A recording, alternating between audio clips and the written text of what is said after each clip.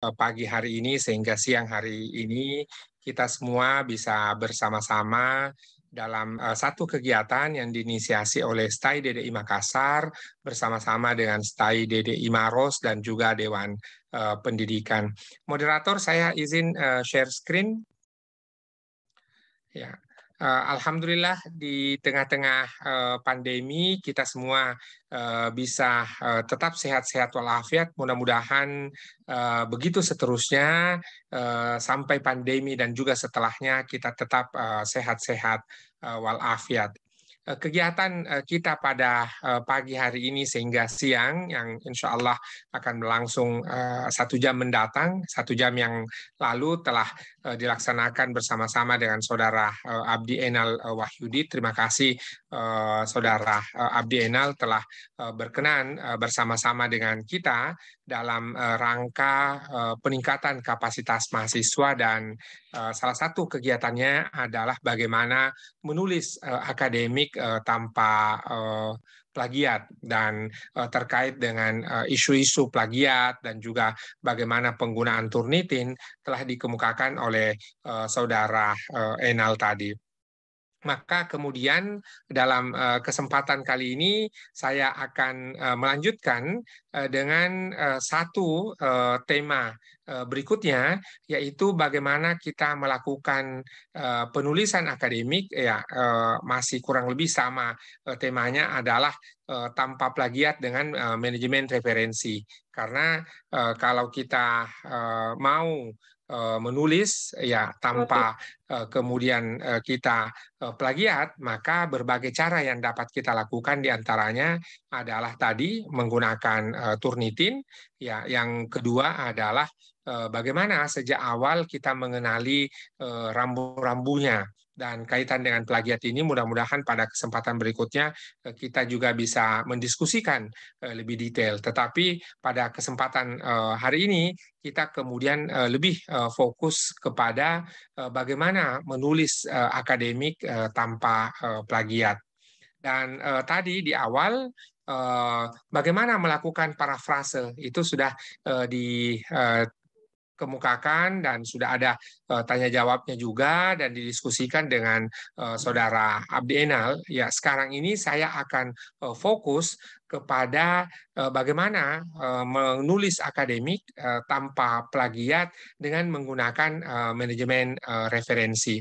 Bapak, Ibu, Saudara-saudari, baik yang menyimak langsung melalui Zoom kali ini dan juga nantinya melalui rekaman video, hanya sekedar mengenalkan bahwa di Papua Barat baru saja diputuskan pendirian satu institusi, yaitu Institut Teknologi dan Sains Insancita Papua Barat. Ini dalam rangka memperluas akses ya pendidikan tinggi bagi masyarakat dan kami Papua Barat kemudian memutuskan pendirian satu perguruan tinggi yang dinamakan dengan Institut Teknologi dan Sains Insancita Papua Barat. Bapak, Ibu, Saudara-saudari, yang perlu kita perhatikan dalam kaitan menulis akademik adalah sistematika, komposisi, dan referensi. Ya, sepertinya saya share screen saya tidak terbaca ya di sana. Saya ulangi kembali.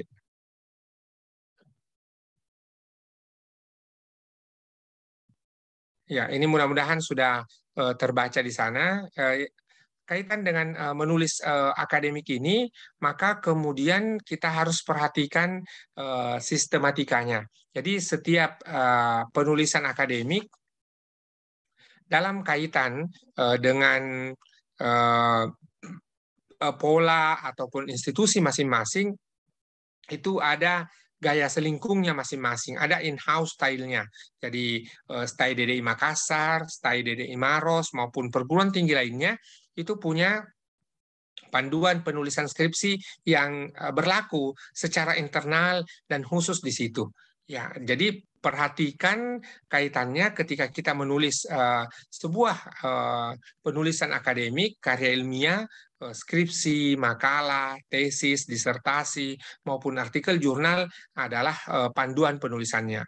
Yang kedua, setelah kita perhatikan sistematikanya, kita juga harus memperhatikan komposisinya, ya, di mana kemudian tentu apa yang harus masuk pada bahagian pendahuluan, apa yang harus masuk pada bahagian yang berikutnya dan seterusnya. Jangan sampai kita yang menulis ini tidak lengkap, ya, sehingga akan menjadi sebuah masalah tersendiri atau menjadi kekurangan dari karya kita. Yang kedua adalah masalah yang melingkupi selain plagiat tadi adalah ketidakcermatan kita. Boleh jadi penolakan karya ilmiah kita atau belum diterimanya karya ilmiah kita karena masalah pertama tadi sistematika, kedua komposisi, dan yang akan kita diskusikan berikutnya adalah sekaitan dengan referensi. Ya, atau kemudian di karya ilmiah ada yang menyebutnya daftar pustaka, ada yang kemudian menyebutnya referensi dan seterusnya tergantung tadi gaya selingkung. Lalu kemudian mumpung saya ingat ini ada perbedaan antara bibliografi dan referensi. Ya, kita lihat pada slide berikutnya apa yang membedakan antara referensi dan bibliografi. Kalau bibliografi tidak semua yang disebutkan dalam batang tubuh atau teks sebuah karya ilmiah itu kemudian dicantumkan dalam daftar pustaka. Sebaliknya, apa yang ada dalam bibliografi yang tadi bahasa lain dari daftar pustaka ataupun referensi itu kemudian justru menjadi saran bagi pembaca untuk melihat secara lengkap bibliografi yang ada. Dengan demikian, maka sesungguhnya perlu dibedakan sejak awal mana daftar pustaka, mana bibliografi. Kalau dia daftar pustaka, maka semua yang ada dalam batang tubuh atau teks artikel atau teks makalah, skripsi, tesis, dan disertasi wajib hukumnya ada dalam daftar pustaka. Dan sebaliknya, semua yang ada dalam daftar pustaka itu ada dalam batang tubuh atau teks artikel. Ini yang membedakan antara referensi daftar pustaka dengan bibliografi, sehingga perlu kita perhatikan sejak awal. Saya lanjutkan ke slide berikutnya. Bagaimana kita menulis daftar pustaka itu? Ya, cara menulis daftar pustaka itu syaratnya saya singkat dengan CTL. Ya, pertama harus cermat, ya. Ya, lalu kemudian yang kedua teratur, yang ketiga lengkap, ya. Model penulisan daftar pustaka itu kan beda-beda. Ada yang menggunakan APA, ada yang menggunakan MLA, ada yang menggunakan IEEE, ada yang menggunakan apalagi Harvard, Chicago, Vancouver, dan seterusnya. Maka kita harus mengikuti kecermatan dan keteraturan masing-masing gaya penulisan ini. Namun, ya kelengkapannya juga harus kita cek. Nama penulis pasti perlu ada. Kemudian tahun terbitnya, judul penerbitannya. Ya, lalu di sini perlu kita bedakan kalau buku lain modelnya, jurnal lain modelnya, begitu pula tesis, skripsi, dan disertasi. Ini maka syarat penulisan daftar pustakanya itu perlu CTL tadi, cermat, teratur, lalu kemudian lengkap. Setelah kita menuliskan daftar pustakanya, maka kemudian pertanyaan, bagaimana supaya syarat yang tadi saya kemukakan CTL tadi, cermat, teratur, lengkap itu kemudian bisa kita wujudkan? Maka ada namanya alat bantu. Alat bantu yang memungkinkan adalah ada di antaranya 3. Ya, tentu ada yang lain lagi, tetapi ini merek-merek. Ya, ini sekedar mengenalkan merek-merek ini, lalu kemudian dari merek-merek yang ada ini tergantung kebiasaan ataupun mana yang familiar bagi kita. Ya. Di antaranya yang bisa kita gunakan ada Mendeley, Zotero maupun EndNote. Hanya saja kalau EndNote itu adalah layanan berbayar dari satu perusahaan. Sementara Mendeley maupun Zotero ini adalah layanan yang gratisan, kita bisa gunakan. Namanya gratisan, tentu ada keterbatasannya, ada plus minusnya. Kita tidak perlu membayar, namun kemudian penyimpanannya ya itu kemudian terbatas. Ya, perlu dicek lagi apakah Mendeley itu memberikan berapa ya, 2 giga penyimpanan. Ya, Zotero perlu kita cek karena saya lebih familiar menggunakan Mendeley, apalagi kemudian dalam konteks Mendeley, dulu mereka tidak punya fitur untuk catatan kaki, sekarang ini sudah bisa menggunakan catatan kaki. Ya, itu kemudahan-kemudahan. Bagaimana selanjutnya kita mengoperasikan ya Mendeley? Ya, ketika kita mengoperasikan Mendeley itu harus dalam bentuk aplikasi desktop. Jadi laptop maupun komputer PC kita itu harus kemudian kita install di situ. Kita download dari mendeley.com lalu kemudian kita gunakan. Fungsi-fungsinya ya fitur-fiturnya tidak hanya untuk manajemen referensi supaya tadi bisa CTL cermat ya lalu kemudian teratur dan lengkap, tetapi kemudian Mendeley juga bisa menjadi library, bisa menjadi koleksi buku ataupun kepustakaan kita. Yang kedua adalah bisa menjadi tempat penyimpanan ya, repositori. Jadi kita bisa simpan karya-karya kita di situ, lalu kemudian yang terakhir juga bisa menjadi media sosial. Jadi sepertinya salah satu cara untuk membuat familiar fungsi-fungsi dari sebuah aplikasi ataupun website itu adalah dalam kaitan dengan media sosial. Mudah-mudahan dalam kesempatan berikutnya kita bisa langsung mendemonstrasikan, mengenalkan ini. Namun saya selesaikan dulu slide saya, tersisa masih ada 4 lagi. Ya. Lalu kemudian prosesnya tadi saya kemukakan Mendeley, bagaimana kita menggunakan ya sehingga dari awal ya tadi kita download dari mendeley.com, lalu kita install ke laptop maupun ke PC kita, personal komputer kita. Ya, setelah itu kita kumpulkan referensi, lalu kemudian ya kita gunakan dalam bentuk Word ya karena Mendeley itu terintegrasi dengan Word ya digunakan itu, lalu sebelum kita selesaikan karya ilmiah yang kita tulis itu maka kita lakukan pengecekan. Jadi jangan kemudian biarkan ya tulisan kita tersubmit atau terkirim atau bagi adik-adik mahasiswa diantar ke pembimbing itu tanpa Anda cek ya. Jadi harus dilakukan pengecekan ya, double check di situ. Ya. Lalu ini tentu akan terkesan rumit ya. Kenapa? Ya, terkesan rumit karena tadi paling tidak kita perlu 4 langkah. Pertama instalasi, kemudian yang kedua adalah pengumpulan referensi, kemudian yang ketiga adalah penggunaan dalam Word, lalu kemudian yang keempat pengecekan. Ini perlu kita lakukan secara simultan. Ini terlihat betapa kemudian rumit. Ya, coba kemudian kita cek ya Google Scholar. Ya, nanti saya selesaikan dulu ini slide-nya, baru kemudian nanti saya langsung demokan. Jadi kalau kita menggunakan Google Scholar atau kalau yang men-setup di laptopnya Bahasa Indonesia, itu akan langsung muncul dalam bentuk Google Cendekia. Isinya sama, tetapi bahasa fitur-fiturnya saja yang berbeda. Apa yang dapat kita gunakan dalam kaitan Google Scholar adalah kalau Google Scholar itu sekali pakai, ya tidak perlu dalam bentuk aplikasi, cukup kita lakukan copy and paste. Ini kemudian serba ringkas ya kalau kita gunakan. Problemnya yang namanya plus minus ya. Problemnya kalau menggunakan Google Scholar tadi kita tidak bisa simpan. Kalau kita mau gunakan pada kesempatan berikutnya, itu kemudian kita harus cari kembali, copy and paste, dan seterusnya, sehingga tidak dalam bentuk library. Berbeda jikalau kita menggunakannya dalam kaitan ya dengan apa yang kita bisa gunakan di tadi Mendeley, Zotero, maupun EndNote. Ya.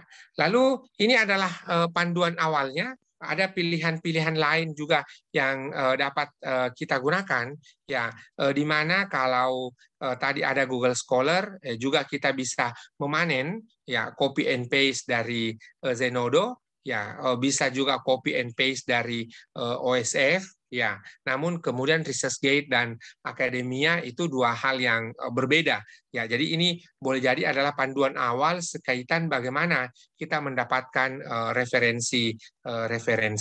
Saya tiba di slide yang terakhir sebelum saya demokan adalah terakhir, ketika adik-adik sekalian, Bapak, Ibu, Saudara-saudari menulis akademik, kata kuncinya adalah berkelanjutan.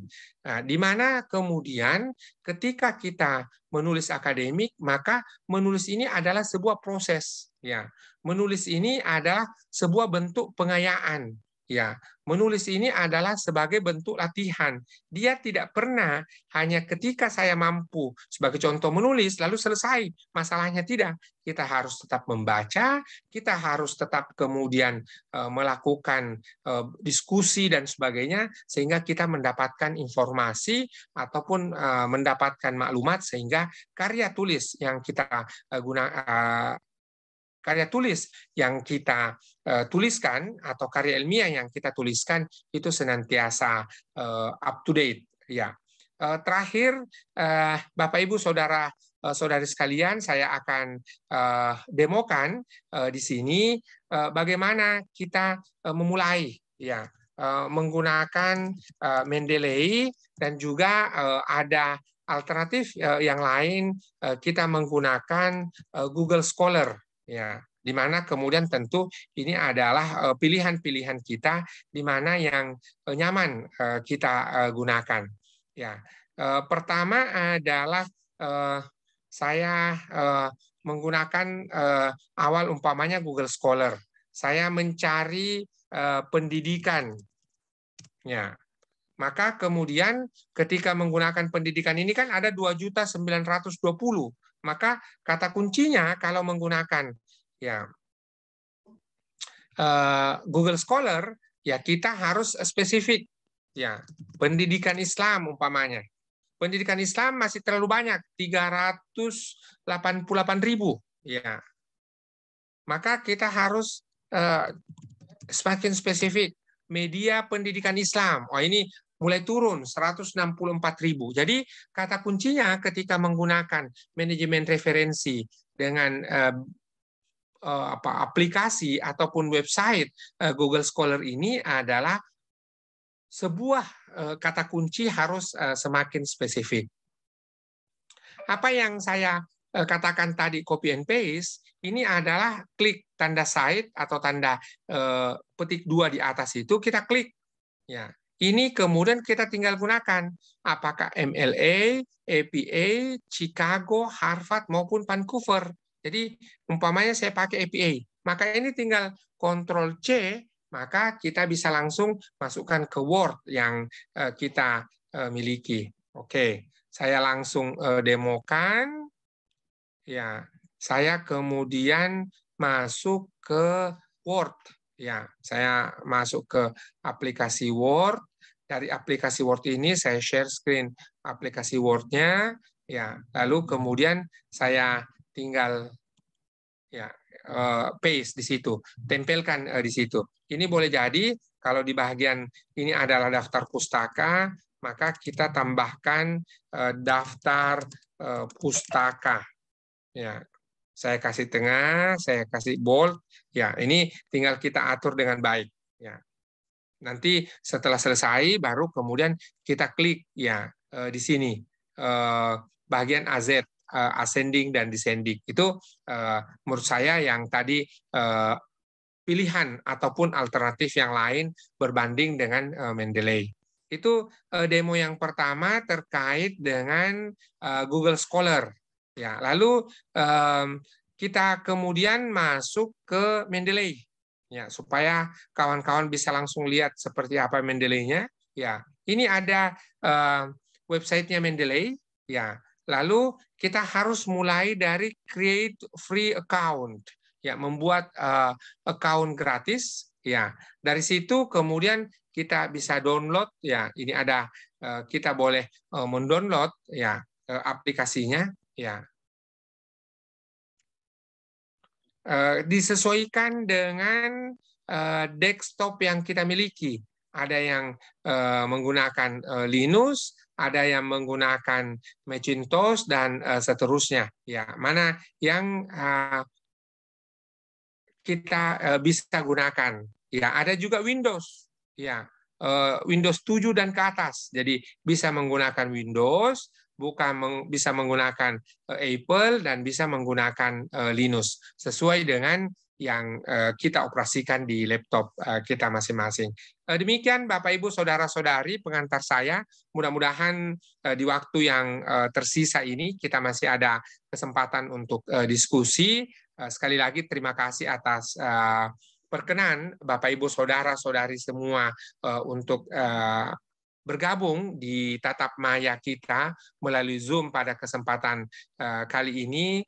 Kegiatan kita hari ini peningkatan kapasitas mahasiswa dengan tema adalah bagaimana menulis tanpa plagiat yang dikerjasamakan Dewan Pendidikan Kabupaten Maros dengan STAI DDI Makassar dan STAI DDI Maros. Sekali lagi terima kasih atas kesediaan kita semua bergabung. Mohon maaf atas segala kekurangan. Untuk sementara saya kembalikan ke moderator.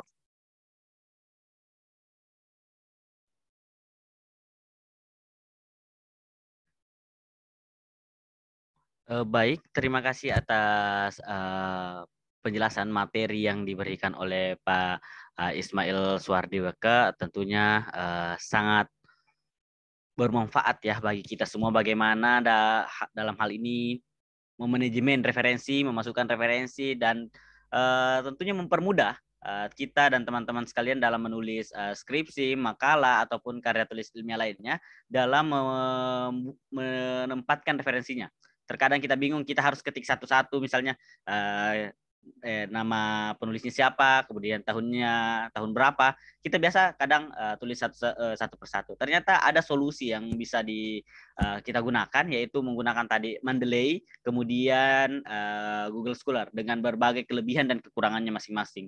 Mendeley kita kekurangannya itu adalah perlu hal yang lebih ekstra, ribet karena mulai dari install, kemudian memasukkan dokumennya itu. Namun kelebihannya adalah kita bisa menggunakan dokumen karya-karya lain, rujukan-rujukan itu kembali di karya tulis kita yang lain selanjutnya. Dengan itu ada tawaran lain yaitu Google Scholar, di mana kelebihannya gampang, mudah. Langsung kita copy paste saja dari Google Scholar itu, kemudian kita masukkan ke dalam karya tulis ilmiah kita di daftar pustakanya. Namun kekurangannya itu setiap kita ingin menggunakan referensi itu kita harus membuka kembali filenya, kita cari ulang kembali di Google Scholar karena database-nya tidak tersimpan, tidak terdownload. Jadi tinggal teman-teman pilih yang mana teman-teman ingin gunakan. Nah, selanjutnya saya persilahkan kepada Bapak, Ibu, dan teman-teman sekalian para peserta yang ingin bertanya. Saya persilahkan yang ingin bertanya bisa menggunakan chatbox ataupun langsung mengaktifkan mic-nya untuk bertanya langsung ke Pak Ismail Suhardiweka. Saya persilahkan.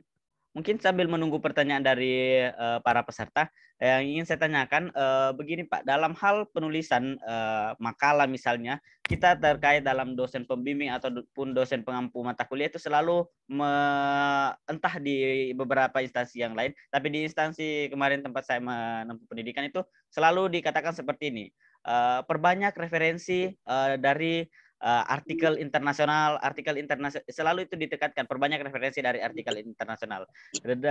Di sisi lain kita ada satu masalah, misalnya dalam hal Google, kita set up di PC kita menggunakan Google Cendekia, itu kita menuliskan kata kuncinya itu sangat susah kita dapatkan jurnal internasional, referensi internasional. Mungkin yang ingin saya tanyakan adalah apakah ini untuk mencari referensi hanya ada di Google Scholar atau ada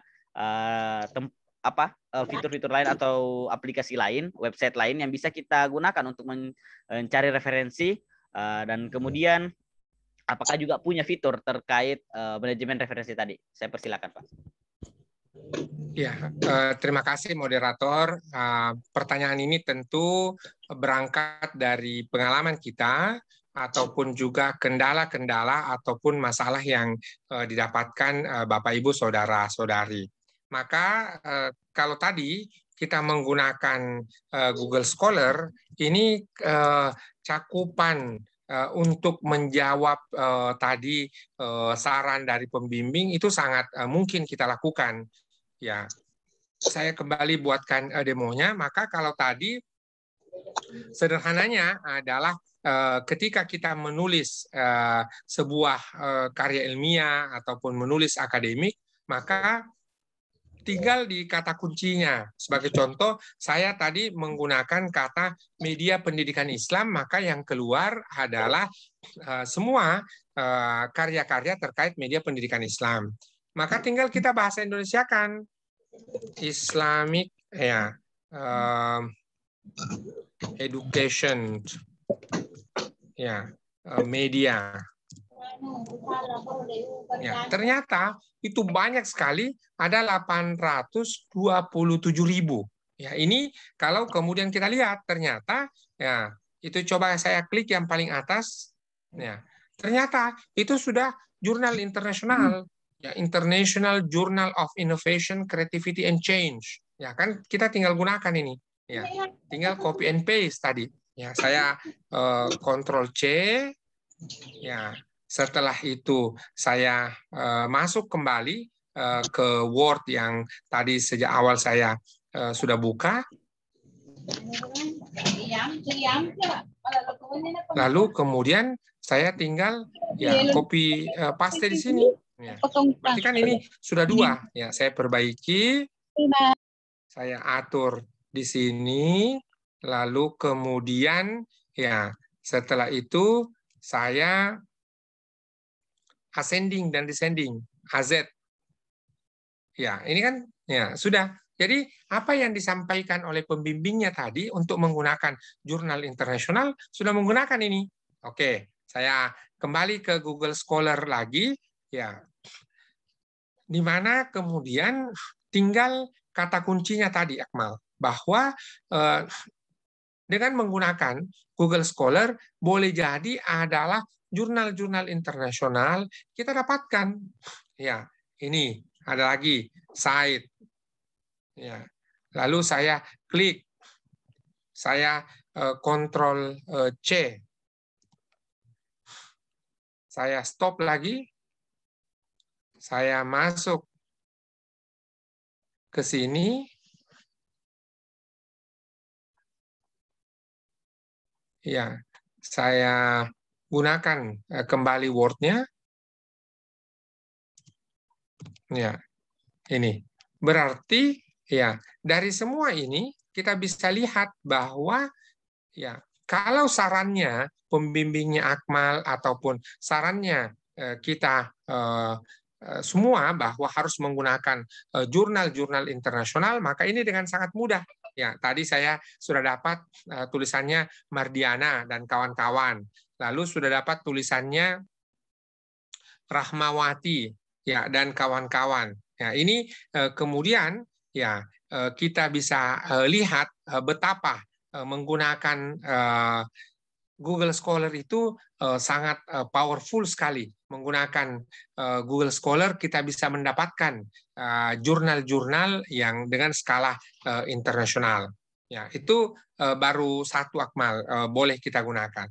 Kalau masih bingung sejak awal mana yang disebut dengan internasional atau tidak, maka kemudian bisa menggunakan website yang lain. Kan tadi ketika kita menggunakan Google Scholar itu satu website ya. Maka kemudian kita bisa menggunakan ini, ada DOAJ, Directory Open Access Journal. Ya, ini juga bisa dicari dalam bahasa Indonesia, bisa dicari dalam bahasa Inggris. Ya, Islamic Education. Saya mencarinya artikel. Ya, langsung search. Dan kalau tadi Google Scholar itu bisa buku, bisa tesis, bisa skripsi, disertasi. Namun kalau DOAJ ini dia hanya bisa menggunakan untuk yang namanya adalah jurnal saja, namanya Directory Open Access Journal. Ya, begitu mengetikkan Islamic Education itu ada 855.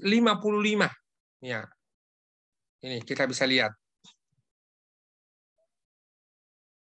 Ya, sangat kaya sekali dengan informasi-informasi di sini. Tinggal kemudian kita yang harus apakah contoh ini title-nya. Saya hanya mau yang ada dalam bentuk title, dalam bentuk judulnya saja.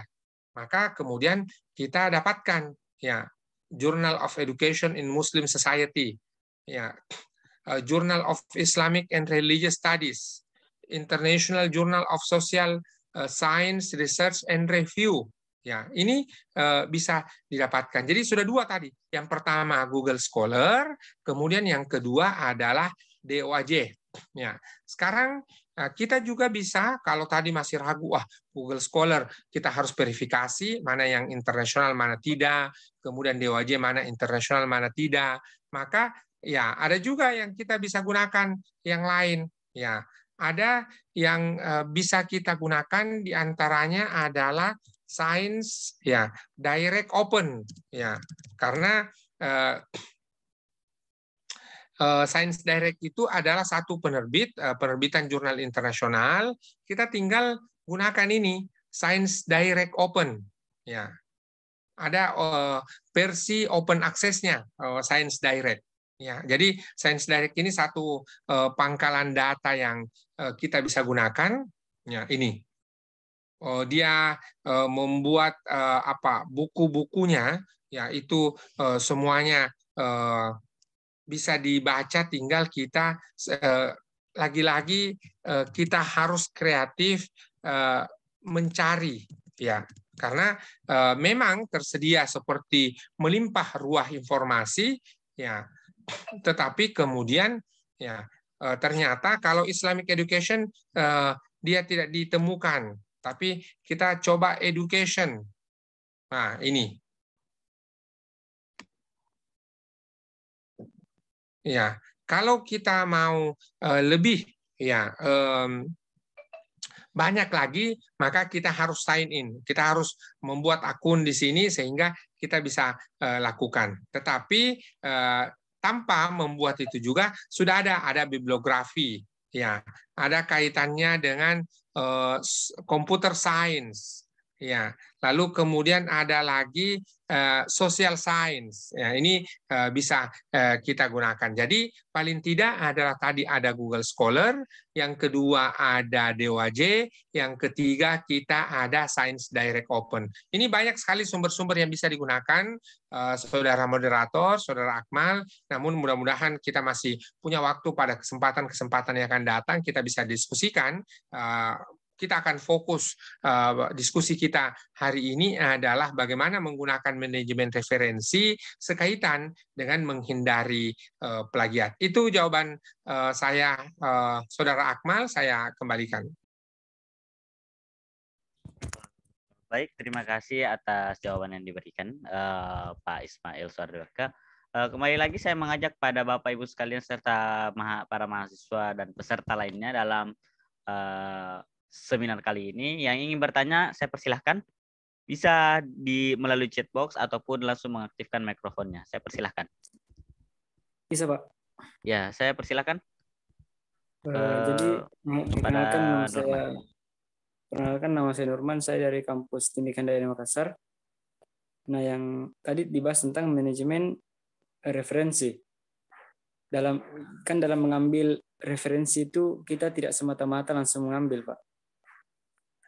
Nah, yang saya mau tanyakan, apa sih hal-hal yang harus diperhatikan dalam mengambil referensi yang baik untuk dimasukkan ke dalam makalah atau artikel? Baik, sekian dari pertanyaan saya, Pak. Saya kembalikan. Terima kasih Saudara Nurman telah atas pertanyaannya yang menanyakan apa hal-hal yang perlu kita perhatikan sebelum mengambil sebuah referensi. Saya persilakan kepada Pak Ismail. Banyak hal yang kita perlu perhatikan Nurman ya dalam dalam menggunakan sebuah referensi. Tetapi kalau kita mau menggunakan satu kata saja, maka satu katanya adalah relevan. Ya, ketika kemudian Anda mau menggunakan sebuah referensi, perhatikan apakah referensi yang Anda mau gunakan itu relevan atau tidak. Kalau tidak relevan, maka jangan gunakan sama sekali. Ya, saya akan buatkan catatannya ya di di slide supaya kemudian nanti bisa dibaca kembali oleh teman-teman kalau saya ketikkan di slide. Ya, menggunakan referensi pertama Anda harus relevan. Ya, apa yang saya maksudkan dengan relevan? Kalau dia referensinya terkait dengan bahasa, ya maka kita tentu harus menggunakan referensi bahasa. Kalau kemudian pendidikan, ya tentu pendidikan, jangan sebaliknya. Itu yang pertama. Kemudian yang kedua adalah mutakhir. Ya, mutakhir itu boleh jadi 5 tahun terakhir, 10 tahun terakhir, jangan justru lebih tua umur referensi atau buku yang kita gunakan itu dalam kaitan dengan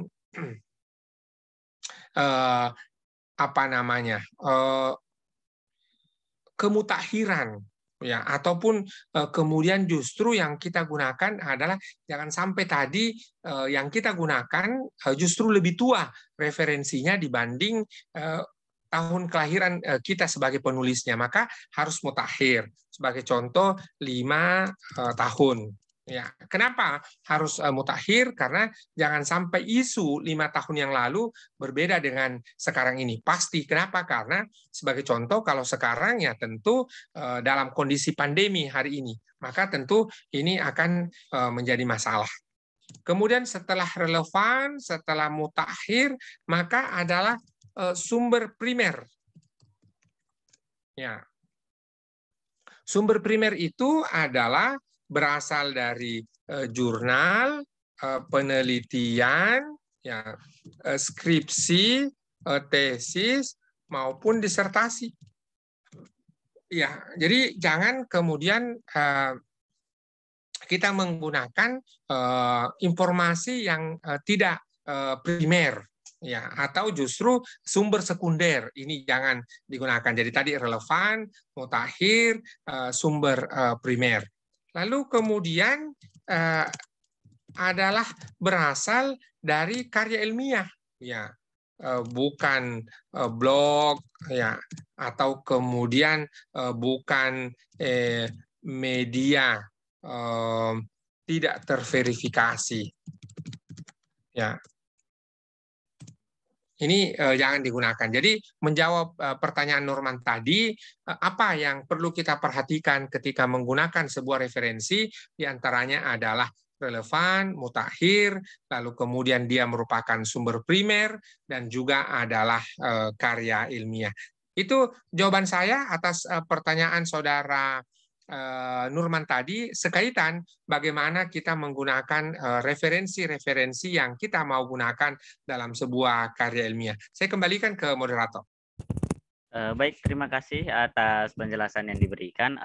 Saya kembalikan kepada para peserta seminar kali ini yang ingin bertanya atau ingin ada hal yang ingin disampaikan, sharing. Saya persilakan bisa melalui chat box ataupun melalui mengaktifkan mic-nya dan menyampaikannya secara langsung. Saya persilakan. Kita masih ada waktu sekitar 20 menit lagi untuk berdiskusi, berbincang-bincang terkait bagaimana menulis artikel, menulis karya tulis ilmiah. Ya, bagaimana?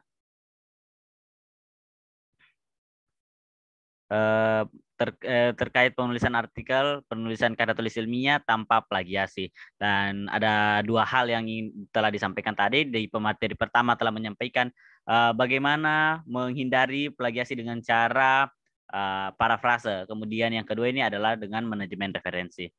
Mungkin sambil menunggu pertanyaan dari para peserta yang lain, yang ingin saya tanyakan terkait seperti ini. tadi di materi awal sudah disampaikan dengan Pak Enal bahwa ini kita tidak bisa memparafrase yang namanya referensi. Tentunya memang kalau kita lihat dari penyampaian materi yang kedua, kita tidak bisa karena itu adalah sangat merujuk kepada karya tulis ilmiah orang lain. Nah, yang ingin saya tanyakan, apakah dalam hal plagiasi ini terbaca juga dalam Turnitin atau bagaimana? Karena maksud saya dalam ditolak atau diterimanya artikel kita kepada tempat kita submit itu, apakah dipertimbangkan juga ini jika terhitung plagiasi Turnitinnya? Karena kalau di Turnitin kemarin itu banyak juga bisa sampai 3-4% itu terdeteksi plagiasi adalah Turnitin daftar pustakanya.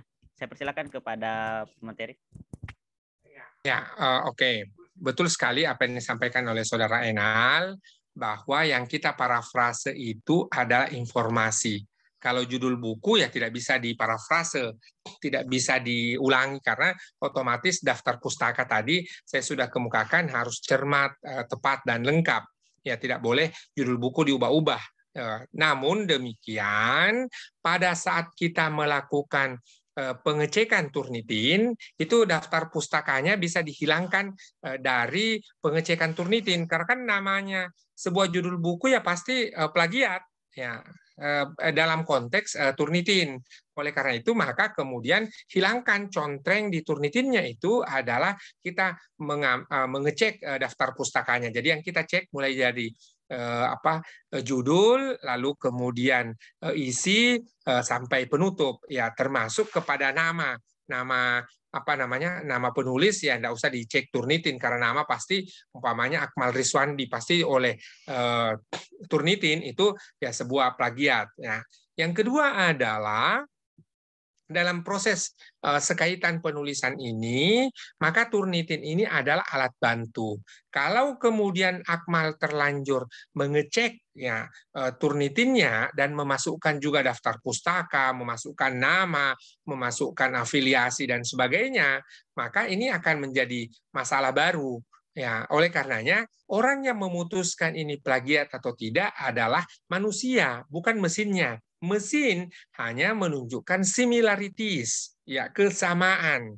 Ya, oleh karenanya, karena ini adalah kesamaan saja, maka tentu bukan plagiat. Sebagai contoh, umpamanya Akmal menulis satu artikel, ditulis Akmal Riswandi, lalu ditulis afiliasi lembaganya yang persis sama, daftar pustakanya, ini akan terbaca.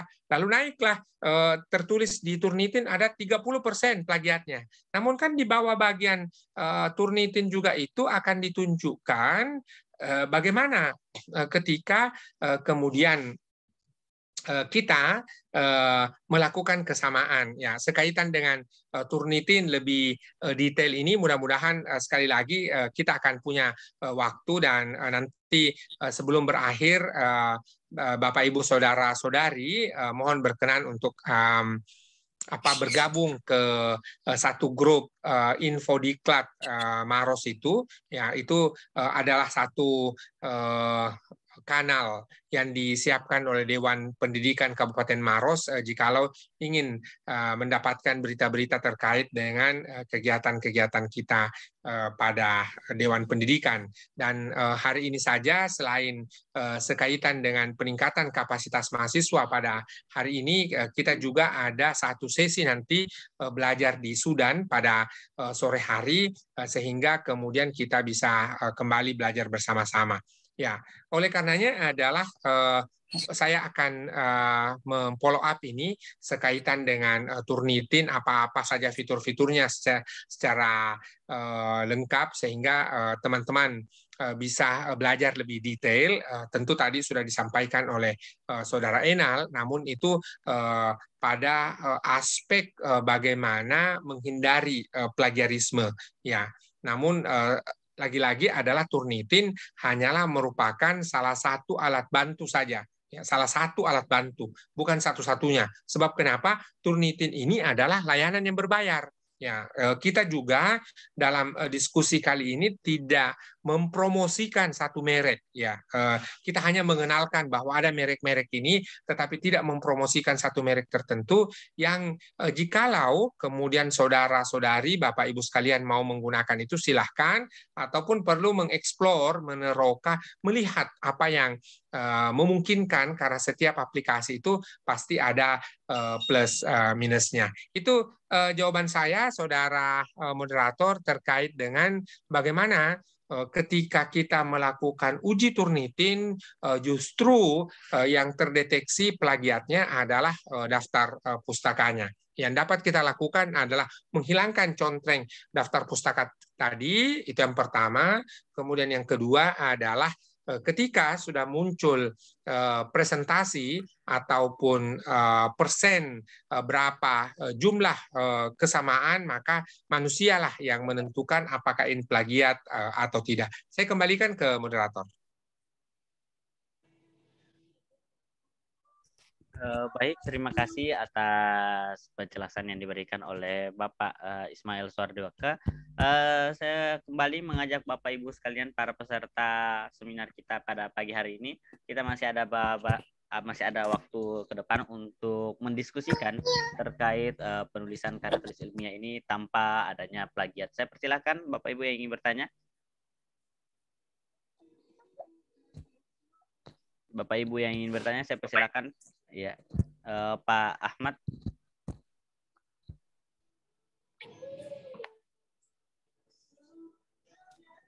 Silakan Pak.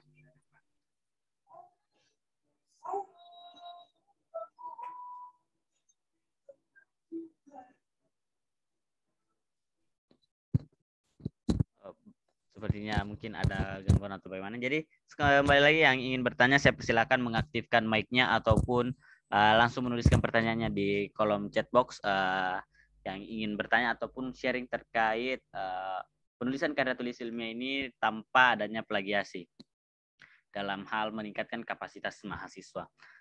Tentunya di sini materi ini sangat bermanfaat bagi kita semua, bagi teman-teman mahasiswa dalam mengerjakan tugas-tugasnya, baik itu tugas makalah ataupun tugas penyelesaian studi, skripsi, tesis ataupun disertasinya, dan penulisan karya tulis ilmiahnya berupa artikel juga. Karena dalam hal parafrase dan manajemen referensi ini adalah suatu kesatuan yang sangat tidak bisa dilepaskan dari penulisan karya tulis ilmiah. Jadi kembali yang ingin bertanya, saya persilahkan. Tadi juga sudah sempat diberikan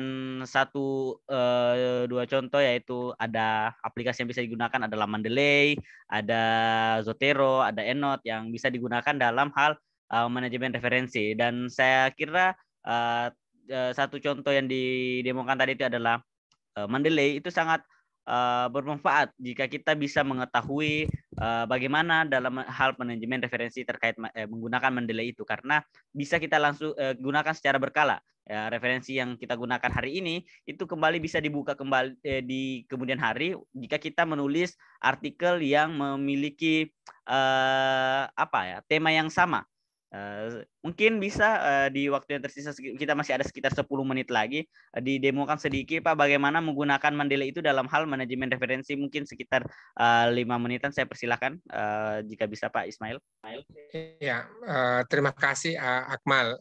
Bapak Ibu saudara-saudari, kita mulai. Pertama adalah Bapak Ibu harus dimulai dari awal sekali adalah lihat di mendeley.com. Ya, di mendeley.com ini adalah pangkalan utamanya.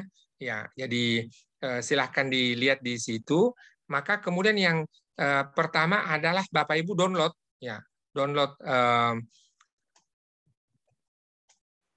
sistemnya. Ya, ada download untuk Windows. Ya. Sebagai contoh ini, saya langsung download untuk Windows. Ya, jadi kita klik di situ, dan lagi-lagi kita perlu memperhatikan bagaimana kita punya koneksi internet, karena ini yang sesekali atau kadang-kadang bermasalah. Jadi maka ketika kita mendownload, maka kita harus perhatikan koneksi internet kita. Yang kedua, Bapak Ibu boleh jadi menggunakan aplikasi, bukan aplikasi ya, sistem komputer kita yang berbeda-beda. Ya, ada yang menggunakan Windows, ada yang menggunakan Apple, ada yang menggunakan Linux. Jadi pertama sekali kita harus mendownload dari mendeley.com. Yang kedua adalah tentu kita harus punya akun, ya akun apa namanya Mendeley. Ya, sebab nanti akan ditanyakan ketika pertama kali kita masuk dari situ. Ya, ini saja ketika saya mendownload ini ada kendala. Jadi pertama setelah kita download kita tentu menginstal ya dari apa yang kita miliki. Ya. Nah, jadi langsung kemudian saya install. Ya.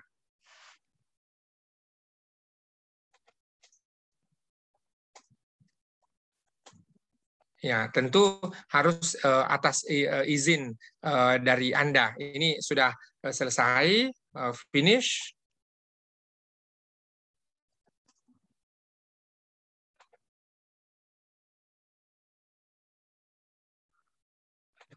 Ya, seperti yang saya kemukakan tadi bahwa menggunakan ini harus punya akun, maka kemudian ya saya gunakan akun saya ya. Ya, itu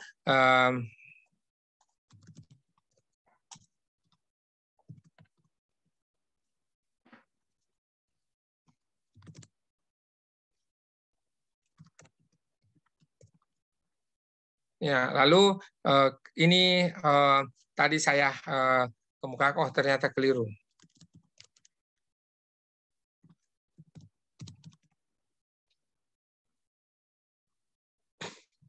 Ini saya kemukakan, ini ternyata saya masih. Jadi saya stop di sini ya karena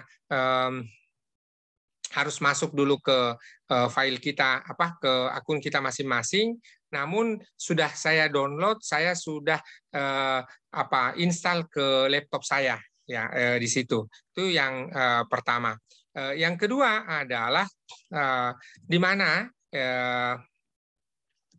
setelah kemudian saya install, maka kemudian diintegrasikan dengan ya Word ya. Diintegrasikan dengan Word sehingga kemudian dia dijalankan di runningnya itu justru dari ini dari Word yang kita miliki tadi ya. Dengan demikian apa yang kita perlu lakukan adalah mendownload tadi pertama, kemudian kedua menginstal, kemudian mengintegrasikan antara Mendeley dengan Word yang kita miliki. Dengan demikian sudah bisa dijalankan. Sebut plus minus di sini adalah pertama adalah tadi kita harus menjalankan instalasi, download instalasi, lalu kemudian integrasi dengan Word, satu. Kemudian yang kedua adalah kita harus memasukkan ke dalam library, memasukkan referensi-referensi yang kita gunakan ke dalam library. Kemudian keuntungannya kita bisa gunakan pada kesempatan berikutnya, berbeda ketika kita menggunakan Google Scholar. Itu jawaban saya, Saudara Moderator, terkait dengan kurang lebih seperti itu cara instalasinya. Namun sekarang itu kita bisa belajar dengan mudah teknis-teknis tadi ini. Terkait ini silahkan nanti cari di YouTube ya bagaimana kemudian kita bisa menggunakan secara detail. Demikian untuk sementara saya kembalikan lagi ke moderator. Baik, terima kasih atas jawaban yang diberikan dan sedikit demo tadi yang diberikan terkait penggunaan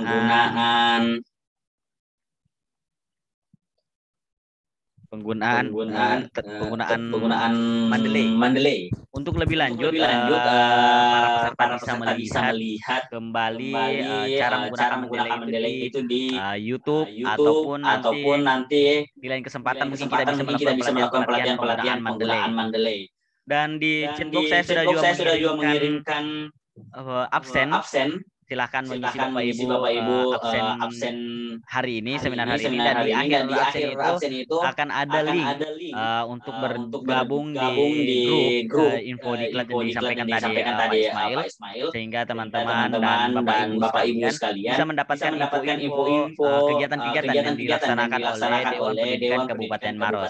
Karena ada beberapa kegiatan lagi seperti yang disampaikan tadi, misalnya belajar ke Sudan, ataupun nanti ada informasi tentang lomba karya tulis ilmiah, bisa dilihat nanti di info diklat tadi itu. Baik. Terakhir mungkin masih ada yang bertanya atau bagaimana? Saya persilakan. Kita masih punya waktu sekitar 2 menit terakhir kalau masih ada yang ingin ditanyakan.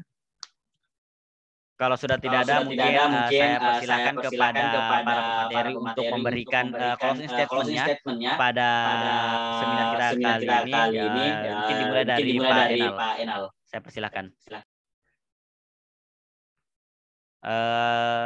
Apakah Pak Enal masih ada di room ini? Oh, mungkin sudah live atau mungkin mengalami gangguan jaringan. Saya persilakan kepada Pak Ismail untuk memberikan closing statement-nya. Saya persilakan, Pak. Terima kasih Bapak Ibu Saudara-saudari. 2 jam pertemuan tatap maya kita pada pagi hari ini sehingga siang hari ini bisa berlangsung dengan sangat baik tanpa gangguan yang berarti, dan alhamdulillah wa syukrillah. Saya ingin menyampaikan terima kasih atas partisipasi Bapak, Ibu, Saudara-saudari dalam kegiatan yang digagas bersama antara Dewan Pendidikan Kabupaten Maros, STAI DDI Makassar, dan STAI DDI Maros.